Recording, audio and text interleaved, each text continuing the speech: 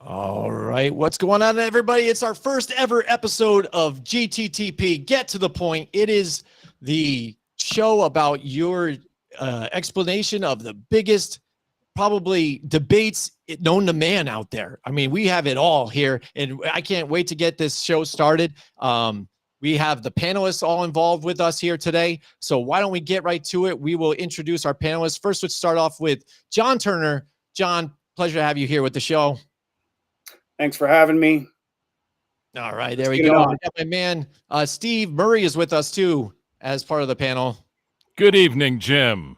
All right. And also Mr. Godzilla Media himself here is with us as well. Hello. Here I am. All right. Excellent. So, all right. The whole point of this show now is I'm going to bring up either a point or a question. You guys are going to give us your honest opinion, but you have 30 seconds to give it all, and you will be awarded points throughout this thing. Now, I can mute you after 30 seconds. I can, buzz you. I can do whatever I kind of want to you guys and terrorize you if I want, depending on what it is. I allow you guys points, and the only way to get the points is to get to your point here. So let's start off here with the first question, and I'm going to hand it off to let's go with John Turner first here. Let's put John Turner on this spot here for this first question. All right, here we go. First question, John. Who's the best quarterback currently playing in the NFL right now? Here you go. You got 30 seconds. I'm going to go with the big boy up in Buffalo, 6'4", 200 and forever pounds. The guy can move pretty quickly. He's very agile for his size. He can throw the ball 70 feet on a frozen rope from his knees in a wheelchair. It doesn't matter. He does have some weapons that are helping him out. But look, this guy is big, strong, hasn't missed a whole lot of games, if any at all, that I recall. If I were to draft a quarterback draft and I had the #1 overall pick, I'm taking Josh Allen. All right, there. Perfect. You got right within the limit too as well. Josh Allen, I like it. That's good. That's fresh. That's new. Josh Allen, again, that up and coming type of quarterback here, the new breed kind of, I guess you would go with the NFL, where you've got your Patrick Mahomes, your Lamar Jacksons here, a lot of the younger kids that are into the NFL right now, really connecting with this guy. So that's a really good example right there. All right, next we'll go with, how about Gaz on this one here? Gaz, you got 30 seconds. I already feel like my answer is not going to be impressive. Did John do that with a lip in his mouth? That was incredible. He's sitting there chewing, doing the answer, and then drinking. My answer already stinks. That was impressive enough. Aaron Rodgers would be my answer, by the way. I must have missed Josh Allen's Super Bowl appearance, although fantastic, great fantasy numbers and everything else. Aaron Rodgers, MVP, Super Bowl champion, weird yoga stuff he does. He's now dating a magician or a wizard. Aaron Rodgers, I did it without a dip in my mouth. I know, and I see the Aaron Rodgers too as well, because for me, for my money too, he is still being productive, even though you've got the antics on the side or whatnot. He is getting dabbling into the whole herbal type of thing now. So you see the way he's growing his hair out, and he's when he had, when COVID came on, he's telling everybody that he's immunized, right? And then what he did, he talked to his special buddy, AKA his drug dealer. Winners don't use drugs. And he went to him and said, "Hey, what do you got herbal that can help me here? That will immunize me." And the guy hooked him up, and now he's got this ayahuasca stuff. That now he's tripping balls here, and it's supposed to help him be a better quarterback. But I think that's pretty amazing here. So that's a good one right there too for you as well. Now, Steve Murray, what do we got here? You're on the spot. You got 30 seconds. I'm going with the little-known late-round pick, Tom Brady. I'm going to still go with Tom Brady, being 45 years old.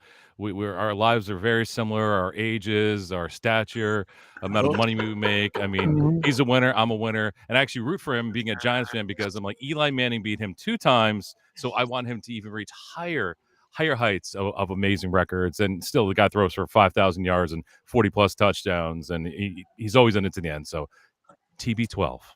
All right, there you go, Tom Brady. All right, so if you look at the points now here, it was a close one here, but John Turner gets round 1. John Turner's right there with Josh Allen. Deservedly so, by the way. Deservedly so. Absolutely, he's excited about that.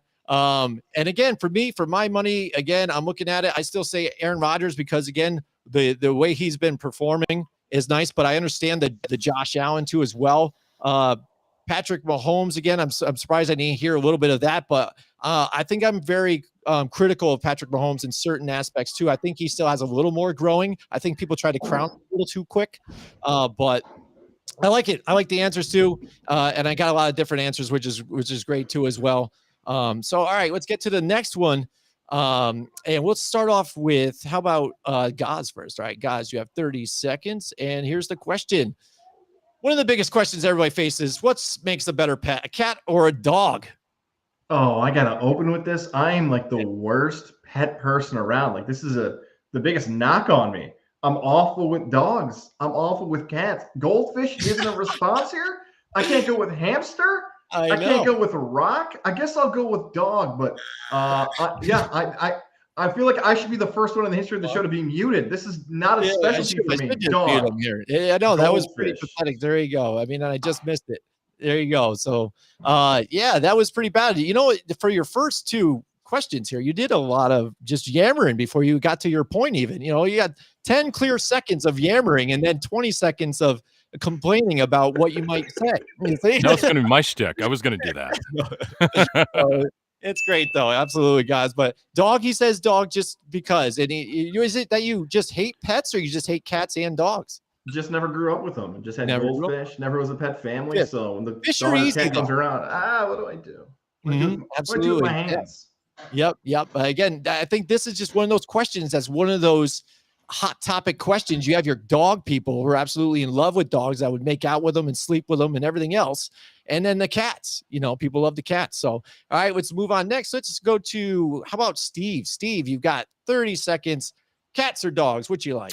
Time for your pointless point, and we're going with the Kadog, which is going to be coming out next year, courtesy of Meta and Zuckerberg. He's morphing them together, so you have the best of both worlds. You get the clean tongue of the dog, you get the purr of the cat, and you also don't always have to walk your cat outside to do its duty. So the Kadog coming out next year, courtesy of Meta and Facebook. Look for it on Amazon too as well.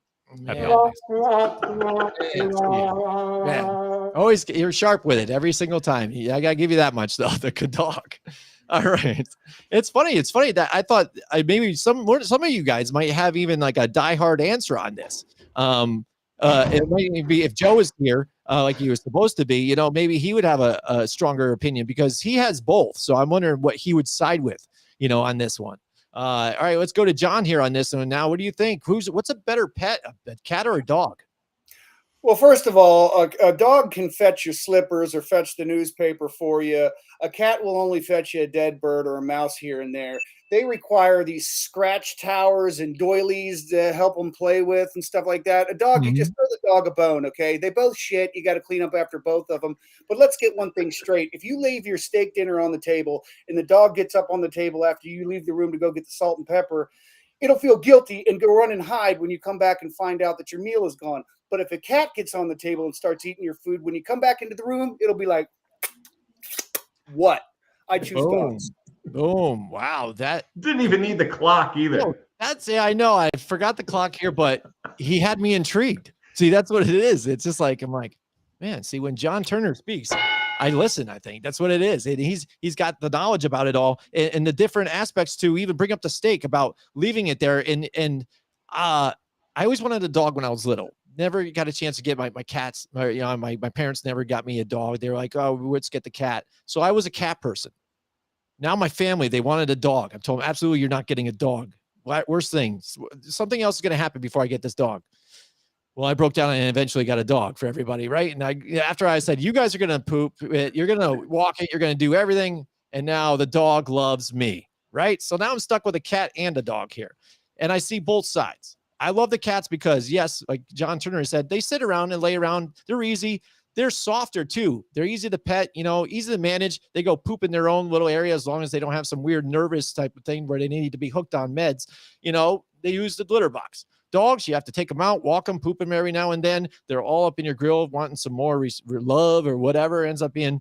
But John Turner, I think, sold me on that one with the fact that I can actually even walk away from the steak, and my dog probably will learn that he is not to go anywhere near that steak. He will sit there, and if I give him permission to go get the steak, then he will get the steak. The cat wants to do it. Cat's just going to do it. And, he just thinks that he's cute and furry, so he can just get away with it and whatever, screw you. So that's the way cats are. They're adorable, but they are really dickheads. So my cat's on CBD oil. True story. There you go. Yeah, nice. I love it. All right. So if I tally up the points again, it's going to John Turner again. John Turner wins round 2 as well. Man, look at this. Power and strong through this one. All right, here we go. Next on to the third question here.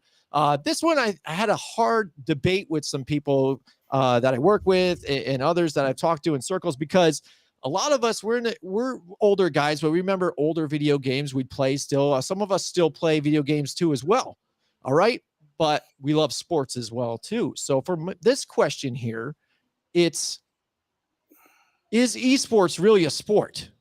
I've had this debate with people about even professional Rocket League players being athletes. And I wanted to punch them in the goddamn face, because there's nothing athletic about holding a controller or a mouse and keyboard and performing flips in the air on a screen. They are not an athlete. But this is not the discussion right here. We're going into esports now. And they call it, the esports. There's teams competing, Madden, everything else, other games, Fortnite. But is it really a sport? So let's go to Steve Murray first now, the video game guy who is the DJ for Knockout City. Steve, 30 seconds. Yes, Esports. rumor has it that Knockout City is a part of the esports division now too, but that's just a rumor. Yes. My pointless points are esports sports. Is chess a sport? Think about it. So No. I will say esports are sports, but they do not have athletes, which is contradicting everything involving a sport. But there's competition, there's winners, there's losers, there are trophies to be won, there's money to be won. Hence, sports. Can you bet on it? Yes, you can bet on it, just like a lot of sports now. So yes, they are sports. Okay. All right. So that's your point here. Okay. Excellent. I can see that. I can listen to that. I mean, but Harry, let's go to Gaz here on this one. Gaz, you have 30 seconds. Esports, is it a sport or not? As a non-traditional media host, I've completely changed my opinion on esports over the last 2 years. The answer is yes, it is a sport. Look, these guys can pack Madison Square Garden. Think about that for a second. And I'll even go as far as their athletes. They got to use their hand-eye coordination. They have to compete against people. They start to sweat. This is a real thing. 20, 30, 40,000 people will watch people play video games. It's hard for another generation to understand, but we watch sports just like esports fans do. So yes, a sport. Oh, man. Okay. All right. He says it is because they pack arenas and people that watch it. Competitions win money. Same thing that Steve had said. John, let's talk some sense into these guys, will you? Yeah, let's just pump the brakes, Labani. Chess, Ouija boards, tarot cards, poker. None of these things are sports, all right? Synchronized swimming should not be in the Olympics. I was a b-boy for 25 years. I taught a b-boy class for 12. I took capoeira for 7 years. Neither one of those are in the Olympics either, and they are actual contact or something that requires a physical presence and a body, not a sport. Go play your video. It's a game. It's a video game. That's it. Boom. There you go. John Turner dropping it on there. All right. Within 30 seconds as well. And for me, again, I've had this debate a bunch of different times, and I can break it down as simple as this. Chess. Here's a team. You have a competition. You're not athletes. You're not playing a sport. You do win money. There are winners and losers. Not everybody that competes and wins money or trophies is playing a sport. if you want to run for office and stuff like that, you can get paid for that. You win an office, but are you an athlete? Are you playing sports? No, you're a politician.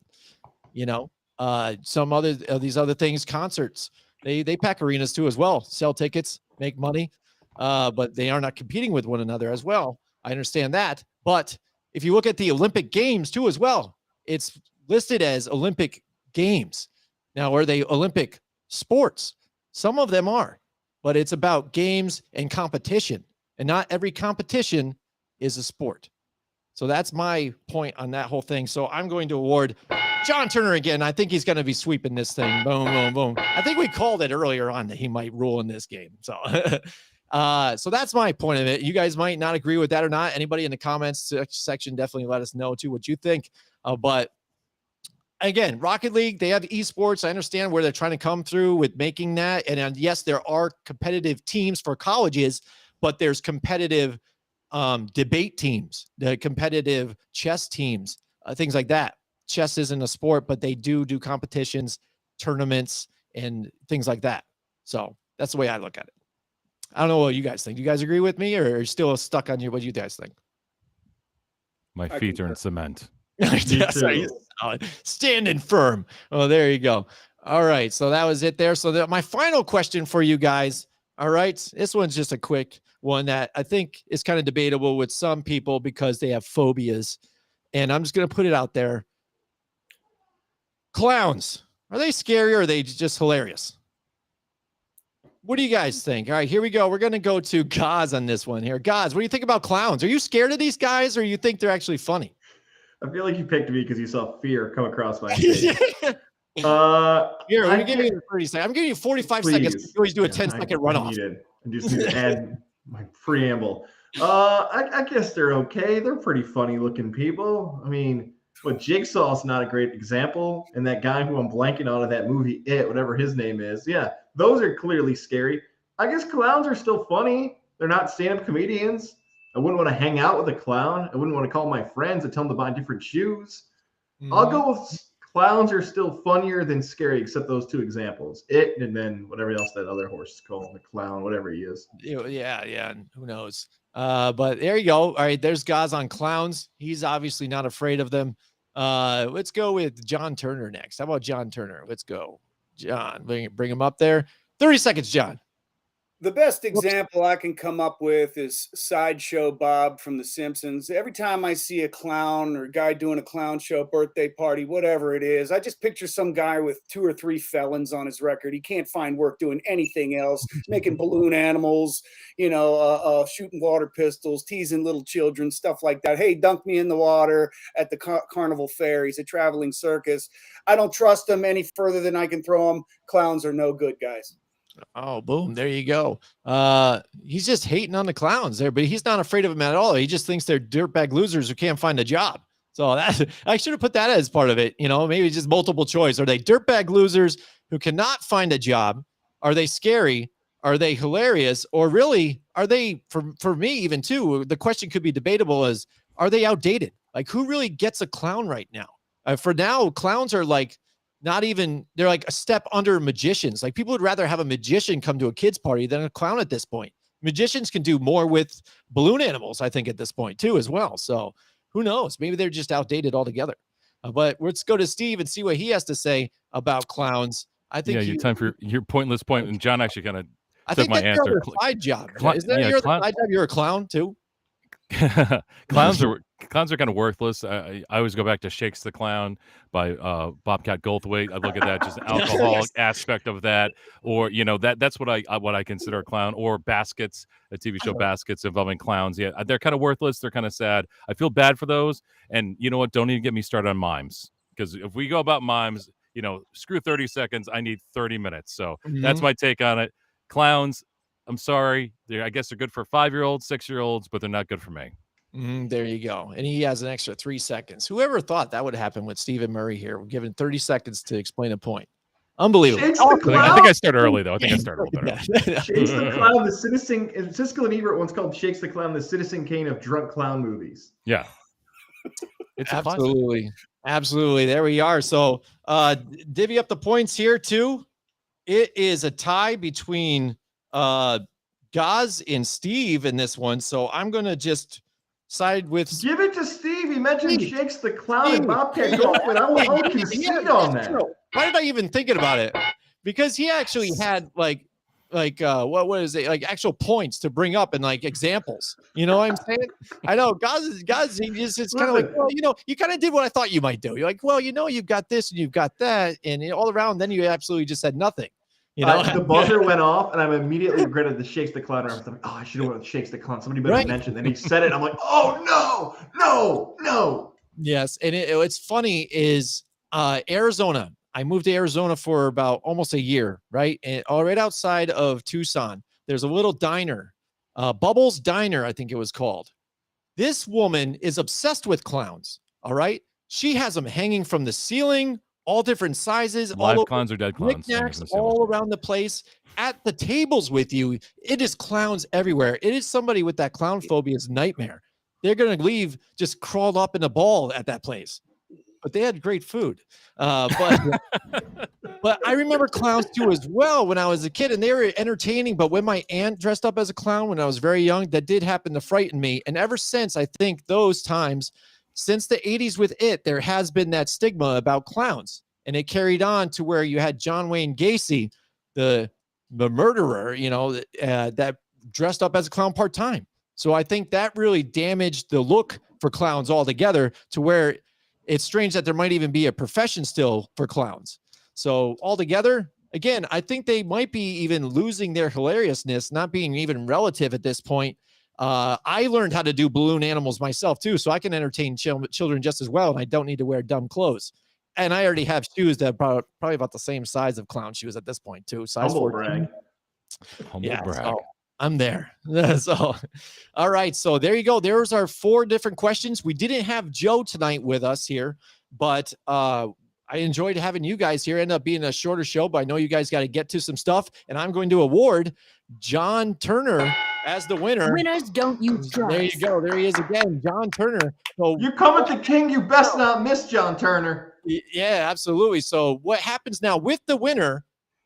The winner gets to promote whatever it is they want to do, a charity, whatever. I know, John, I'm just going to promote your group real quick, though. He has a Facebook group called Football World Discussion Group, and it's an amazing group. It has thousands and thousands of members. Anything NFL, but college, high school, everything is all here at this group. So, John, go ahead. You've got some time. Tell everybody about what you want to promote. First of all, I love your show that you and Joe do, and you guys do a fantastic job. Your format is great. You're very organized. I enjoy watching your show every time I catch it. There's another show out there that I'm going to mention. A guy named Jake Patel that I met online. He is in Australia, and he's probably the only Australian guy that you're ever going to find that's talking about football in the land down under. And he just recently got picked up by a network in Australia who's going to cover all of his shows and podcasts and written material on their platform. So his name is Jake Patel. His show is called the Jake Patel Football Experience. He's very good at what he does. He also covers a lot of Australian rules football on another show with his brother. And if you've never listened to Australian humor, everything from the dialect to the slang they use is just absolutely hilarious. So I figured he was worth a shout out. And one more thing I'll promote: if you're not watching a show called For All Mankind on Apple Plus, you're missing out. There you go. I saw you promoting that show. And again, I'm just cheap as hell, so I barely have any of the streaming services. But maybe if I get a chance, maybe if I hack a Fire Stick or something like that, I'll be able to check it out sometime. Hey, that's what I do. I have Cinema HD, and you can pirate it for free on Cinema HD's app through the Fire Stick. Boom. You're just promoting everything. I love it, John. You're all over it, all over the dial. And Jacob Patel, I've watched a couple of his shows that he does too as well. Very informative, entertaining. He's had our man Mike Tackett together on his show with him too as well. We all know Mike and love Mike too as well. Very knowledgeable guy. So definitely there you go. John Turner is the winner of tonight's show. I have been ignoring the chat out there. Sorry, I wasn't looking at the box so much, but Paul Maddie's in with us in the house, and he says Playa Linda Beach. What's up, Playa Linda Beach? Which I make fun with Paul Maddie now, because Playa Linda, isn't that like Linda Beach? So isn't it Beach Linda Beach? when you actually say that in Spanish. So it's kind of a weird name for a place. But he says, watch the Devil's Rejects. He says, hi, John Turner as well. And Doink the Clown. He remembers Doink the Clown too as well. And then he says, Bueller. And last second here, he says, I can win any one-on-one lineman drill versus any other football group admin. There you go. So there you go. He's got it out there. He's laying out the lines. Maybe next time when we do this show, we're going to have Paul Matty on too as well. I've invited him to some other stuff, so that might be a whole lot of fun. But that's it for our show tonight. I really appreciate you guys joining us as well. And we'll look forward to the next one. Thank you.